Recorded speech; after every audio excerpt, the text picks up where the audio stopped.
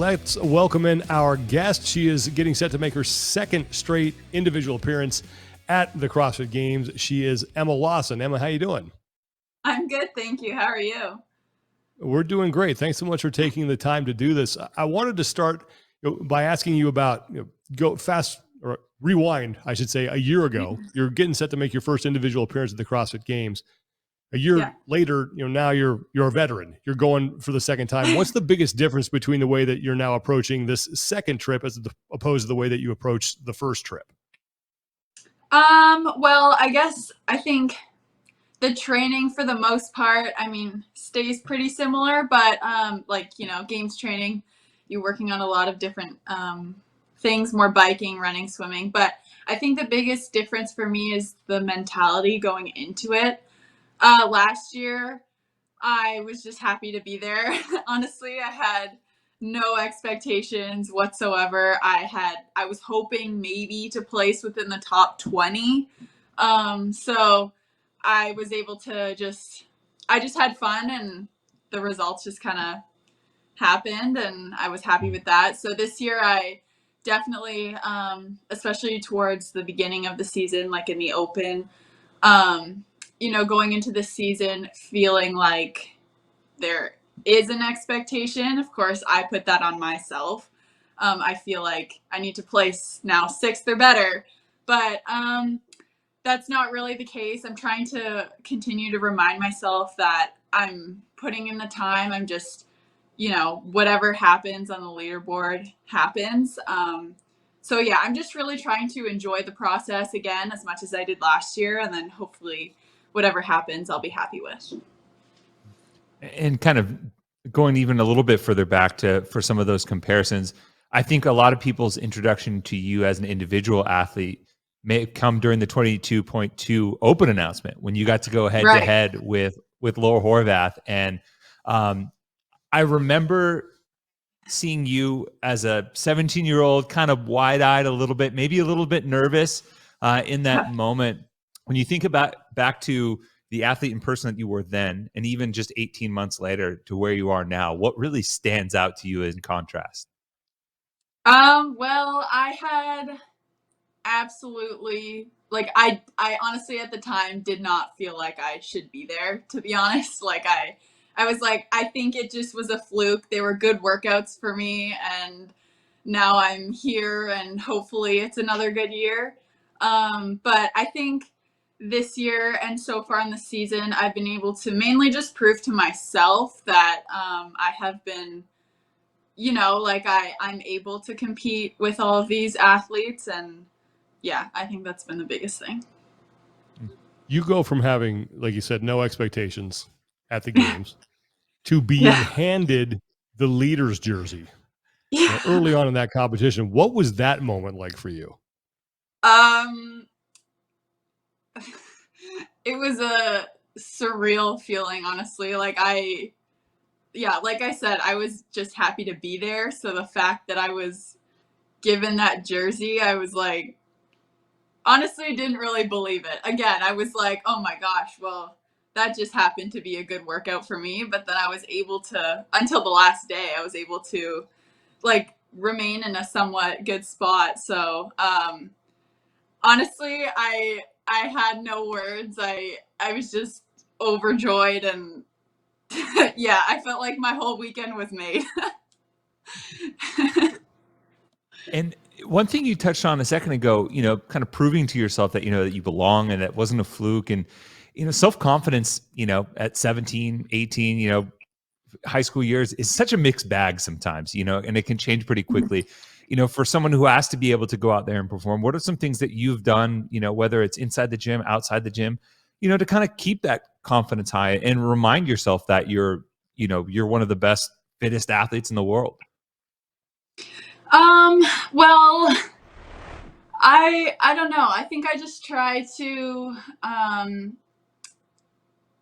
honestly, I think one of the biggest things for me is, I don't like to scroll too much on social media. I feel like for me in the past, that has been a huge thing, which really does not help my confidence. That's for sure. You're seeing that all your competitors are doing, and then you're constantly comparing, oh, well, I haven't been doing this, and you know, just it's a huge comparing game.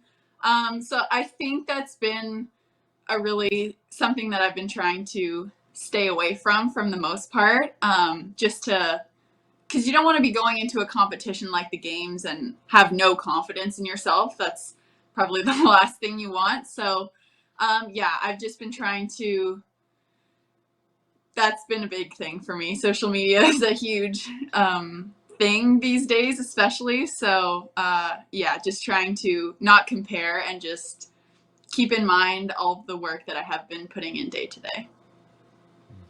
With everything that's gone on with, first Haley Adams and then, Mal O'Brien stepping away from competition, I think everybody automatically just turned their heads right to you to see what, you were going to do. And have you, first off, just a simple question, have you dealt with any of the similar things that maybe Haley and Mal are going through?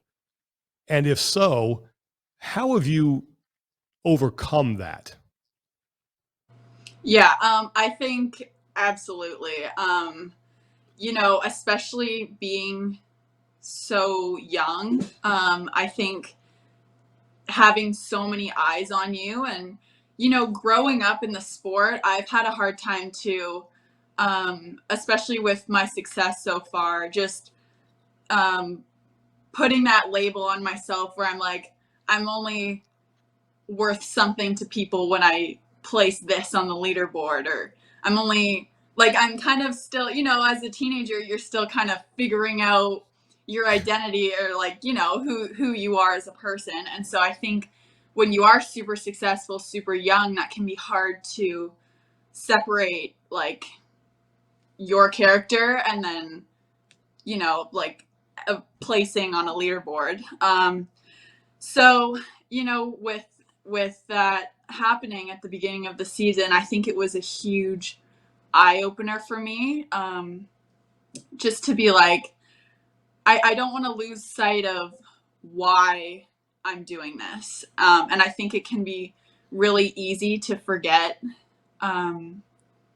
Like, of course, I'm doing this because I love it, but sometimes when you're training so much, so hard, like it just becomes something that you do, and then it's just part of your day, and then you kind of forget that you're supposed to be enjoying this process. So I think that's been something that I've really been trying to keep in mind lately, and just, the little moments of interactions like with people at the gym, and also just trying to find things to do outside of my training as well and keep somewhat of a balance. Throughout high school, like I was never homeschooled. I always went to school, which was something that I was happy that I did because it allowed me to keep that balance and, interact with my friends on a daily basis and separate myself from the gym. So yeah, I think that's helped me so far be able to get to where I am. That balance was huge. And hopefully I can keep that. And I didn't apply anywhere. I had full intentions of going to university, but then come December when it was time to start applying, I had absolutely no idea what I wanted to do. And I just figured, this is what I love. So I would like to be able to do this full time. So I'm honestly a little bit nervous as to what next year will be like, just because I am so used to being so busy, having something to do every single hour of the day, with my school and training. So, and like I said, that school allowed me to keep a good balance. So I'm gonna obviously need to be finding things to do outside of the gym to, allow me to keep at it. Yeah.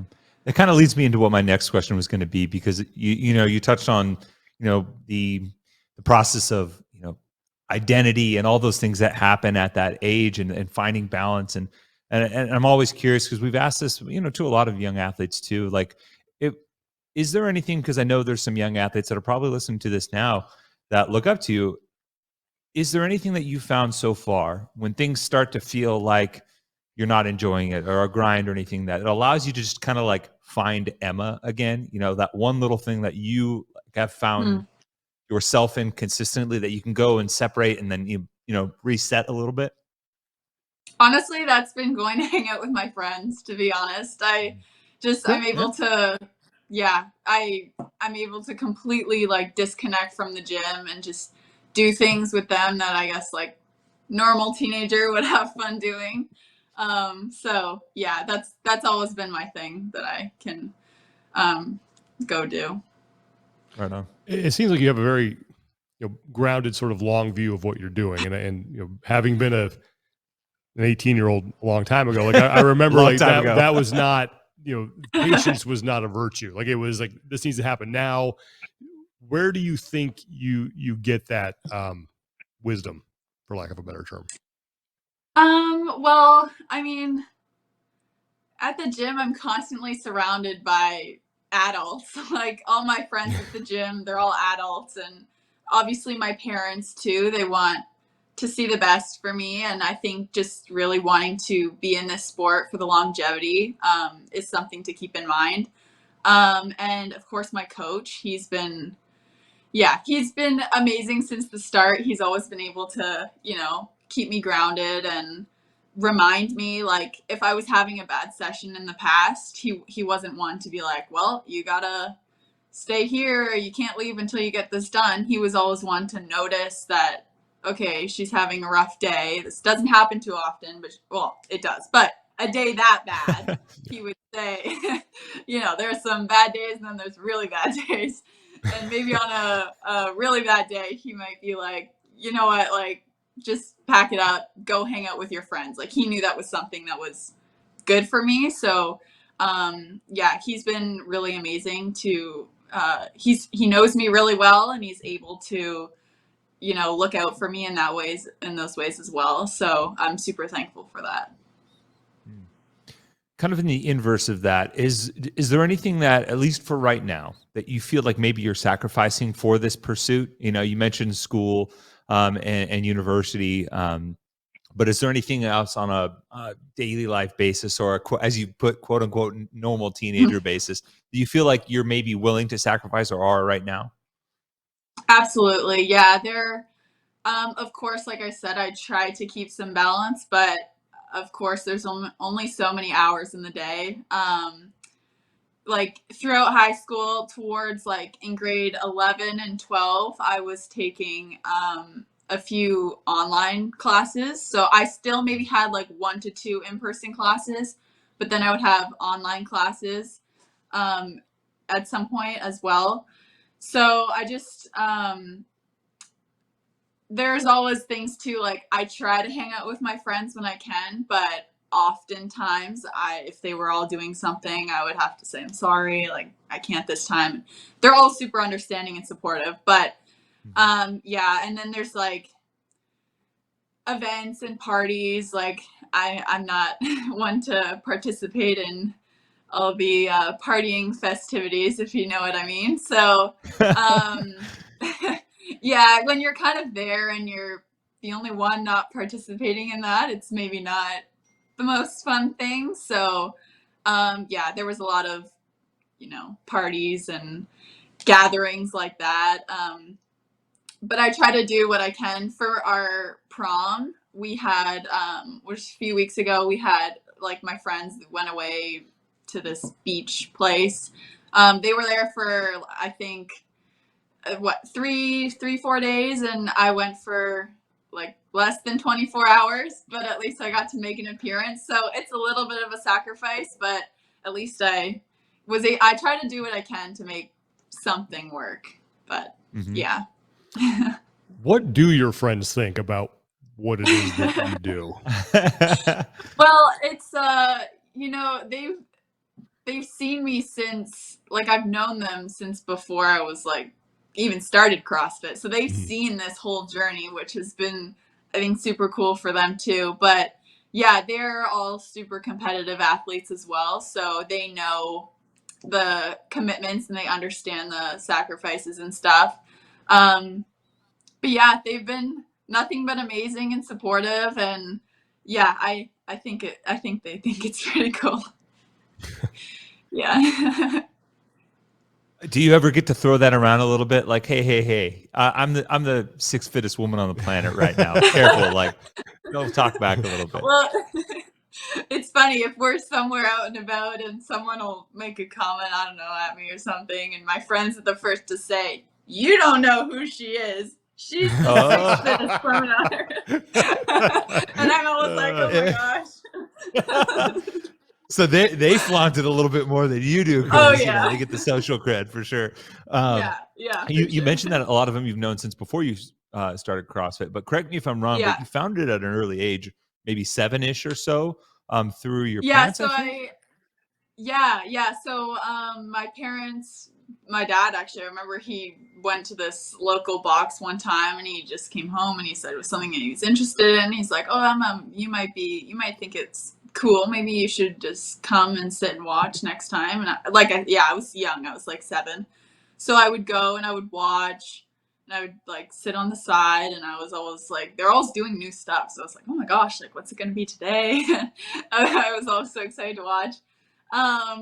So yeah, I did that for a while, and then our gym, there were a few other kids that came with their parents as well. I think, yeah. So then, I guess the gym acknowledged that there was like enough kids that are somewhat interested, so they started up a CrossFit Kids. So then my parents signed me and my sister up for that.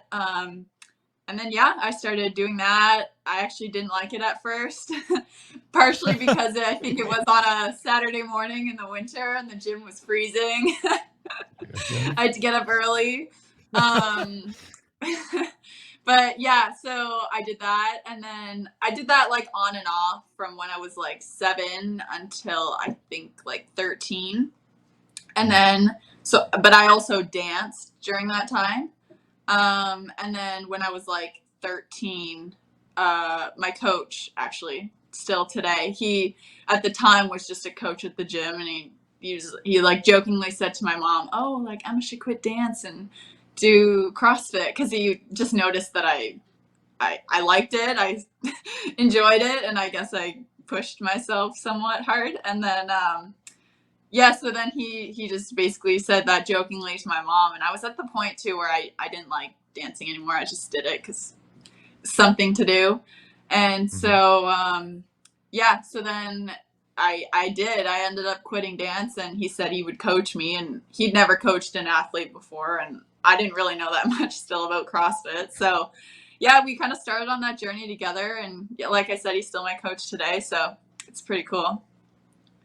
When was the first, or what was the first realization, or when you were like, "Hey, I'm actually pretty good at this"? Honestly, it might have been during this one class workout. Actually, there was these like guys in the gym, like younger-ish, maybe in their 20s, and they were like pretty competitive, like in our gym. They were pretty good. And I remember we were on the rower and it was the end of this workout. It had like wall balls and rowing. And anyways, it was the end of the workout. And I was like neck and neck with this guy that was like known to be pretty good in our gym. And I was like, I almost beat him. And I was like, oh my goodness, like what the heck? And I think that was kind of like a realization mentally where I was like if I keep pushing myself and like working hard, maybe I can get somewhere with this. I'm not really sure. But then my first big competition was Wadapalooza, I think in 2019. So I competed there in the teenage division, and the first event, I don't know if you remember, it was the 5K run along the beach, and then every so often you'd have to go in the water. And I won that event, and I think that was the moment where I was like, oh my goodness, like maybe I can go somewhere with this. So yeah. And what were those early competition experiences like? Like, because you went to the games, you know, that following year, I believe, and you were competing alongside Emma Carey and Mal and Yeah. Olivia Sulik and a lot of these other like names that have popped up prevalently from the teenage divisions. And I'm curious, like, was that experience as a teenager competing everything that you had maybe chalked it up to be, or was there any like rough patches in that process? Um, well, I think for the most part, like kind of like how I felt at the beginning of last year, for my first year at least, I was just like happy to be there again. I was just having fun competing. But yeah, I honestly felt like then into my second year of competing, it was more, I started to feel the pressures again of just because there weren't as many teenagers that were competing Mhm. there, so it was a little bit more pressure I felt because there wasn't as much room to not do so hot. So yeah, I definitely experienced those feelings there as well. But yeah, it's still maybe yeah, I it's still pretty cool to be able to like have been competing with these people for so long and then still being able to compete with them in the women's division now, which is yeah, really cool. Why do you think CrossFit hooked you? Um, I think honestly, there's just so much variety in CrossFit. I think that's what I really love about it. I love running. I love biking. I love like the gymnastics elements. I think really there's just a lot of different things to do. It's not very boring. The training is pretty fun. I think like you're always doing something new, which is why I think I enjoyed it so much. But I also think like I said when I was dancing, that was always like a team sport. But I think, in order to be successful in a team, of course, this is a team in a different way because I have a team behind me and everything. But when you're competing in a team sport, like everybody needs to be up here in order for the whole team to do well also. Whereas I think I always just really loved the feeling of just working really hard, whatever that meant. Like I just love pushing myself, and I think when I started doing CrossFit, I was able to do that in all of the workouts, and I just felt this insane amount of accomplishment afterwards. So I think that was the feeling that really made me want to pursue it even more. And so yeah, I think that's what drew me in. You mentioned the team that you have. I mean, obviously your coach Josh, right, who's been Yeah. with you since the beginning. You have, have a great manager in your corner in Snorri, and some good people to help you kind of navigate the life and role of being a professional athlete. But has there been anything that has been an adjustment for you, or you weren't sure of? Because one year you're this teenager hoping to break through, and then suddenly you have sponsors and photo Mhm. shoots shoots and all these things that you got to do to that come with being a pro athlete. I'm curious if what your experience through that has been. Yeah. So yeah, I'm super fortunate to have, the sponsors that I do, of course. And when I first started, I had no idea what it would be like to have that. So yeah, like you said, like I was definitely not used to the photo shoots. I always felt very awkward, and it's just yeah, I was not comfortable being in front of a camera, and so those are things that if you want to, you know, pursue the sport this way, then you need to be comfortable with that. And the interviews and talking in front of people, that was always something I was not comfortable with. So that's been something that over time I've needed to adjust to and practice more. It was actually really funny when I was starting to do like the open workouts and I was like old enough to start doing it. At the beginning you have to record yourself saying your name and your gym and Mhm. the workout. And once like it was just my coach behind the camera and he was like, okay, you can go. And I like I completely froze, and he's like, "You just need to say your name," and I'm like, it was bad. Like, it was really bad. It was not anything. Yeah, so I'd say it's gotten better over time.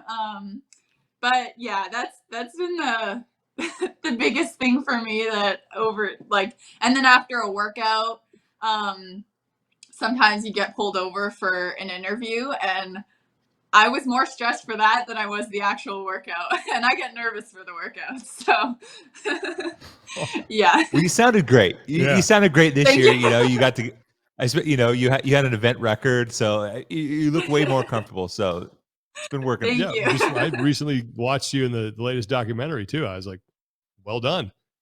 So Thank you. whatever you've been Thank doing has you. been working. You talked about, coming in last year to your first individual appearance and, not having expectations.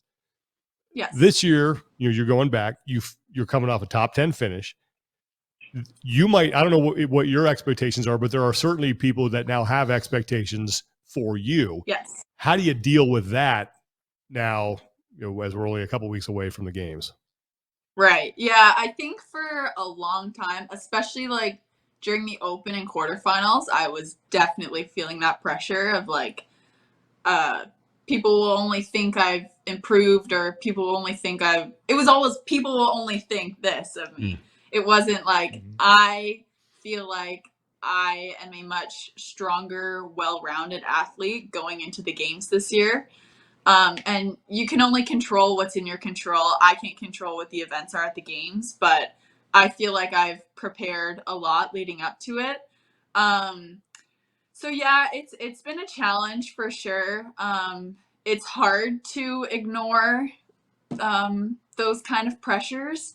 But I think just really trying to keep in mind, I feel I will feel good after the weekend if I know I have executed to the best of my abilities, whatever that ends up being on the leaderboard. But I'm trying to constantly remind myself of that, and that, yeah, what I place on the leaderboard doesn't honestly mean anything. Of course, it's nice, but as long as I feel like I've done my best and I've executed the best I could have over the weekend, then I'll be happy.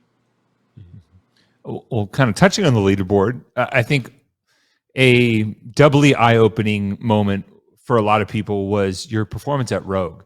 You come off the games, you're rookie of the year, you have a 6th place finish. You build off of what Mal did the year before, which was crazy impressive. But then you come back in this I would say highly distilled field, right? Like it's a very dense, talented field, and you podium. Did that validate anything you did at the games? Did it change your outlook in there, being able to now back up a performance with another, arguably even just as strong performance on the podium? For sure. Yeah. I think after the games, again, it was kind of was this a fluke year kind of thing? So then I was extremely nervous going into Rogue because, again, I had that mentality of, oh, like, were those just good events for me? So, and I knew that, Rogue has the reputation of being a more strong, like heavier weights and that kind of a competition. So that was my biggest weakness at the games, were the heavier events. So in the like in that time between the games and Rogue, I was working a lot on just building my raw strength. So going into Rogue, I was hoping that it would pay off. And so I think after Rogue, when I did as well as I did, I think that was a huge confidence booster, and just more so was able to convince myself that the games wasn't a fluke. Going into semifinals this year, we had the new format, more qualifying spots up for grabs. I don't know if that made it more or less pressure, but how did you approach, those 3 days of competition to make sure that, not only did you perform up to your capabilities, but you're also in a qualifying spot? Mm-hmm. Yeah, I think it was very stressful because of course we have more spots, but the field was very stacked. So there were a lot of athletes that, everyone's competing for those 11 spots. And yeah, I think just when there's only eight events, I think there was, like there's not that much room to make mistakes. So I think just going into every workout, trying to execute the best I could have. I also practiced, I think, all of the workouts before the actual event. So I had an idea of like my paces and like rep goals and things like that. So I think that was super helpful going into the weekend as well, just to kind of know and hopefully not make big mistakes that would be super costly. So yeah. I'm always interested to hear how practice ultimately pays off for athletes when it comes to the specific test they're about to take. Because some people are, like with the open, some people are repeaters and they always get better, and some people their first crack is always their best. So I'm curious, compared to practice, was there one workout on either side that stands out where you exceeded what happened in practice and went way better, and then maybe one where like it didn't follow how things went the first time?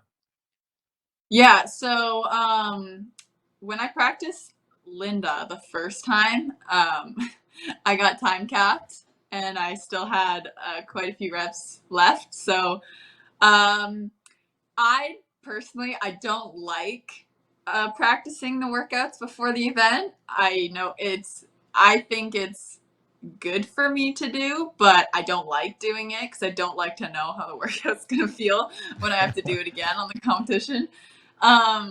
But yeah, so I got time capped in practice, and then I felt very stressed because I was like, I didn't realize that that was a workout that people probably would be getting time capped in. I just assumed like, oh, like nobody should be getting time capped, and I just got time capped, and so that did not go very good in practice. But then when I did it at the event, I changed my strategy a little bit.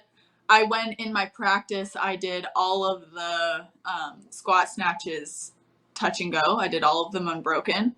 But then my transitions back to the deadlifts, like it blew up my back. I was so slow on the deadlifts. And then I also had a really hard time in practice with the dumbbells. Every time I would lie back, I would have them down. So then I'd have to push it back up and then I could start. So I was like wasting a rep every time I was doing that. So I tried to be a bit more efficient on those in the actual event, which I was able to do. So yeah, and then when I did it at the actual event, I did none of the squat snatches, cleans, touch and go. And I ended up not being time capped in the actual event. So that was a good one. I'm glad I practiced that one because then I knew how to switch it up to be the most efficient. So yeah, that one was good. And then I'm trying to think, did you say another one that Yeah, well, that maybe went the other direction, or where it's like that wasn't how it felt at all, in maybe in a bad way. And I will say, because when you mentioned Linda, I think people would look at the leaderboard and be like, "Oh, Linda, that was her worst finish." So that had to have been the one that by a lot, yeah. that had to have been the one that maybe didn't go well, but it actually exceeded what you did in practice. So seventh, yeah. So like that type of insight, I think, is valuable just to kind of understand where the reality lies for you. Yeah, for sure. I think that was the biggest one, I think, in practice where I was like the most nervous of. But yeah, like you said, after I finished, I knew it wasn't going to be a top finish, but I was happy with the way it went because it went so much better than it did. Even though it didn't really look like it, I was still suffering just as much, but it went way better than it did in practice. So that was good. But I think like some of them we didn't do fully. We just did like parts or like bit of a skilled version just to kind of get an idea. But in practice, the second event with the ring complex, we did it. I think it just said burpee box overs or something. So I don't know, the way it was interpreted in the past, they'd said that in a workout description, and then you were able to use your hands to jump over the box. So we practiced it that way, where you could use your hands, which is, I mean, uses your triceps maybe a little bit more, but I think in the long run it was a bit easier aerobically, I thought. So yeah, that one I had like a pretty big number in practice. So in the actual event, when I was trying to get to that number, I was like, oh, this is very different than when we practiced. So, and I definitely felt, yeah, way more tired in the actual thing than when I did it in practice. And I thought I pushed it pretty hard in practice. So, yeah. You go into that test with a plan, and you have the record on that one, 61 total rep, and you were in a great battle with Emma Carey. So how did that dynamic, having that neck and neck race, change the way that you approached, like especially the back part of that test? Yeah. Honestly, I think I was just trying to, especially into the second set. I think my plan approaching it, the way I approached it in practice too, was to be conservative on the first 2 rounds, probably, like on the burpees. Of course, you want to be like moving at a decent pace, but definitely not being too tired by the end of each set. So yeah, but then having her beside me really pushing the pace, this was an event that I thought like would be a good one for me. So I was like, that's when like in the moment I needed to change that approach and try to push the pace too. And yeah. It was an awesome moment. It was so fun to watch. It was so cool. Yeah, it was I have a couple of. Oh, go ahead. Oh, sorry, I'm done. What? Oh, all good, all good. I have a couple fun questions, but I do want to ask about, we talk about the difference in experience from year 1 to year 2, but having that year under your belt as an individual, what are the things that you're excited about in the athlete experience? Going to the games, because there's so many things that happen behind the scenes, whether it's athlete check-in or even just like the walkout onto the floor and like the tactile experience that is the CrossFit Games for athletes. So what is it that you're just like pumped to experience again? I think especially when you're walking out, like either on the backfield or the Coliseum, just the energy in there is absolutely amazing. Like, of course, in the teens division, obviously the stadium is not as full, at least when I was competing.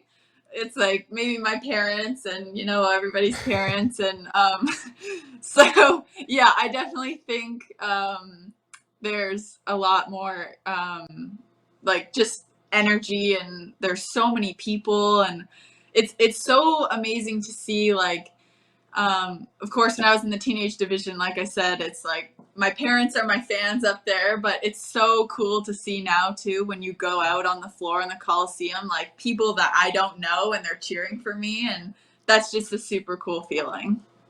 Yeah. All right, you want to get to the good ones? I got some.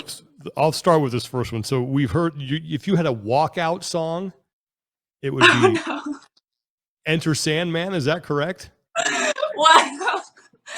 So I don't even know. I'm the kind of person at the gym for the most part that's like whatever song you want to have on, like whoever I'm working out with. Okay. And when I was asked that question, a walkout song, I didn't really know. So I had to ask people what they thought a good song might be. Okay. Well, because I was going to say, if you're going to pick one Metallica song, that would not be the one. Really? No. The drums? No, like, there's so many. Like, I am one of those people that like celebrates and bemoans the Black Album because it was like kind of saved them, but at the same way, it was sort of the end of the band that I fell in love with. But that's an old person problem. So I'll ask you, what would your walkout song be now? Have you amended that? Your thoughts on that? I don't think I've really thought about it again too much. I honestly, I don't listen to very good upbeat songs like that. What do The you listen extent to? of my songs, I like listening to Morgan Wallen, and that's not good walkout Oh, music songs. And then yeah, Is that country? I've been listening Yep. to Rihanna lately, but those aren't there you go. really Okay. Sean's not a country I guy, at least know who so Rihanna is. he's Yeah, that's a tough sell for him. But yeah, I'm not yeah, really sure there's any songs in either of those that would scream like walkout song. yeah. If you played Last Night by Morgan Wallen, I feel like people kind of turn their heads a little bit. Like, I'll put you down Yeah, for I Enter think- Sandman. oh man. So I figured I should keep it with the Enter Sandman. Okay. I read that you're a big Office fan, and so I'm curious. What is your favorite Office episode? Because I feel like anyone who's into it has one episode that maybe. I I don't actually know. I have to say The Office is what got me through all of my math homework. That was always something I would have on in the background it would help me not get bored as fast or want to do something else. So I don't know that I've actually watched a full episode like fully. Okay. So I don't know that I have an answer to that question, unfortunately. Okay, all right. What are the go-to TV shows then that you do watch intently? Oh yeah. So lately I've started Grey's Anatomy in 2020 and I'm still not done it. But that's still something that I totally enjoy watching. But then I've been also really into the reality TV shows. Those are my guilty pleasure shows. They are like the Real Housewives or like Vanderpump Rules. Those are my I love those. You can tell Sean's the old man in the room. You know. You do you. That's fine. That's Reality my TV. dad. Every time we turn that on in the house, my dad goes to the basement. He's not watching those. I think your dad and I would probably get along. I did hear there's a Vanderpump Rules spin-off that's coming off. I don't even know what that is. You wouldn't like it. Go to bed, Grandpa. But it's funny you spicy mentioned your dad go decision. to. Yeah, you mentioned your dad, just goes to the basement. But I also read that you're a big horror movie person. Like you would watch horror movies in the basement as well. Is there a horror movie that you absolutely love or stands out to you? Because I got a couple, and I was curious. Not everyone's a horror movie person, so it's a tough sell sometimes.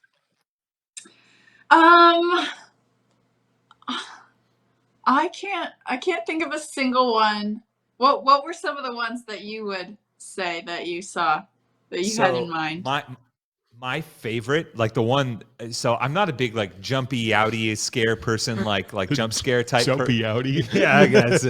But there were I like ones that build suspense. There's one called Hereditary. Oh, yeah. That's out. That Okay. one is. I don't know that I've seen that one. Yeah, I'm not more of a. Sorry, go ahead. No. I was just gonna say it was more recent. I think with Tony Collette. It shook me for a little while afterwards. But there's a couple scenes that are amazing. But yeah, I don't like the ones like I've seen it. Like I've seen those ones, and those ones aren't really like I don't really like those. I feel like they're too not realistic in some aspects. I like the ones where they're like the. I sound weird saying this. I like the ones where like the like kidnapping, like those kind of things. Oh yeah, I don't know. I think it's the suspense. It's the suspense. But there's some realism to it, Yeah. I think that just makes it more. I like that suspense feeling, where it's like it could actually happen. Not that it's good that when it does happen, obviously, but I don't know why I like those. Now it sounds really weird when I say that. It's okay. No, I was going to say another one that came to mind recently was Midsummer. With I haven't been with keeping Florence up with the scary movies lately, but yeah, it's you kind of want to keep the stress from those probably down before the CrossFit Games, but those ones I like ones that are like more. It sounds weird, but like deal with more of the occult, because that seems more realistic to me, I guess, and than some like mystical slasher. I don't know. I do not. Monster Yeah. I film. don't watch horror movies. Oh, you're not a horror? No. Yeah. See, I watched The Exorcist 3 when I was 17 years old and slept with the lights on that night. I was so freaked out. I was like, that's the end of that little experiment. Big Bad Sean hates everything, but No, can't handle horror. No, I movies. can't. Like, because I have a vivid imagination. That's the thing. Like Emma was saying, I could see, oh yeah, this could absolutely happen. You know, like there could be a killer monster on the loose, and I would, yeah, no, I don't like. I think also terror when I would, yeah, I think also when I would go downstairs, I did this a lot when I was like a little bit younger, and I would like go down to the basement and like watch the horror movie in the dark by myself. I think also for myself, it was just me wanting to prove to myself that I could be brave. I think that There was you go. a big thing. Hey, that's one way to do it. Mm-hmm. All right, well, let's see. The last one I have is like, what's your go-to like cheat meal or guilty pleasure snack? I love ice cream. Ice cream is my favorite thing over any like fried food. Ice cream is my thing. I love it. And to be more specific, I love cookies and cream. There you go. Okay. Yeah, that was my follow-up. Yes. Is there a brand that you like cookies and cream more? Because I know brands vary. Some people are like, I only mess with this brand. Oh my gosh, I can't remember the name of the place that we go. I should remember this, but it's they like have they'll have the vanilla ice cream and then they'll crumble up the cookies like right in front of you and then mix it in. Cold Stone. I cannot remember what the place is called, but they like literally make the cookies and cream ice cream, and then I love because the cookies aren't like soggy, you know, they're like crunchy, and it's really, really good. That sounds like Cold Stone. It right? does, or like marble slab. There's a couple different creameries that. Yes. Okay. All Yeah. right. I like my it. favorite. And I think we can all. That's a good place to end. We can all agree on cookies and cream ice cream that is made right in front of you. Like that's seriously. I'll always go to these places that have these kind of exotic flavors. I'm like, oh, that looks good. Oh, cookies and cream. Yes, I'll just have that because you know that's always going to be good. Mm-hmm. There's no way to screw that up. Like even bad cookies and cream ice cream, it's like, it does the trick. Well, Emma, thank you so much for taking the time. For having me. And feel free to update us on your walkout song. We're just going to keep you down for Enter Sandman for the game's purposes. But if that changes, let us know, and we'll make sure that the DJ is aware of that when we get to the CrossFit Games. That's for sure. Thank you. Best of luck. Looking forward to seeing you compete in Madison, and can't wait to see what the future holds for you. Thank you so much.